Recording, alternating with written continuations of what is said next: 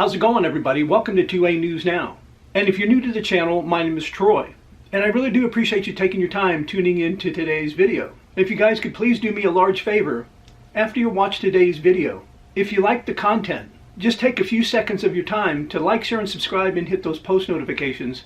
I really would appreciate it. The ATF has returned an Ohio man's bump stock after 5 years. Most of you know that after the Cargill decision, bump stocks are legal again. And of course we all know that the ATF should have never made a rule that they were illegal.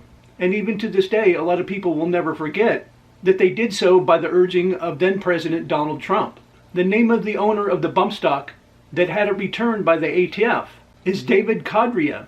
Agents at the ATF Field Office in Independence, Ohio, surrendered what the ATF classified as a other firearm type machine gun.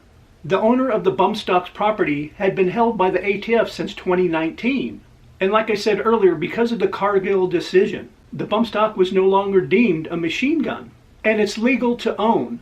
The ATF emailed the attorney of the owner of the bump stock and gave him the ATF Field Office contact so they could arrange for the owner of the bump stock to pick it up. According to the owner of the bump stock, him and his wife drove to the ATF Field Office, where they went to the 7th floor of this building. And of course they had displayed all the portraits of the gun-hating pieces of crap that are trying to destroy our Second Amendment rights. There were portraits of Biden and Harris, of course Merrick Garland and Stephen Dettelbach. They were met by an agent at the elevator door, and inside the meeting room they met with the resident agent in charge and the task force officer. Mr. Codrea, when he was talking to the ATF agents, asked if anyone else had come to pick up their bump stocks. And he was told he was the only one. He was told most of the people forfeited them.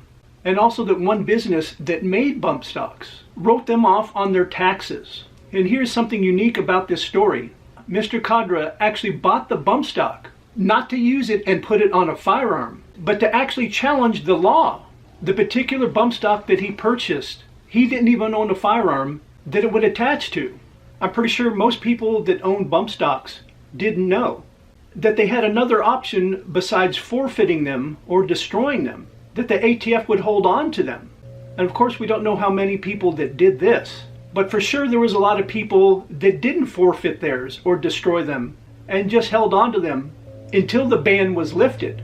And now that the ban has been lifted, Mr. Codrea and others are getting their bump stocks back.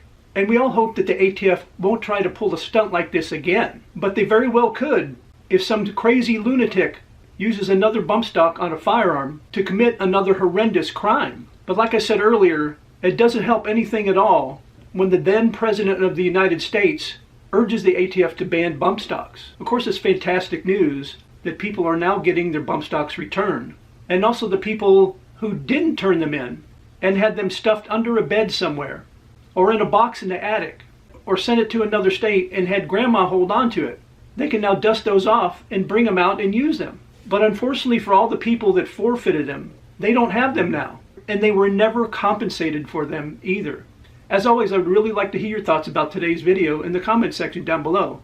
And as always, I really do appreciate everybody's support with the channel. You guys are always crushing it by liking, sharing, and subscribing and hitting those post notifications. And I really do appreciate it. And I invite you to come back and watch my next video.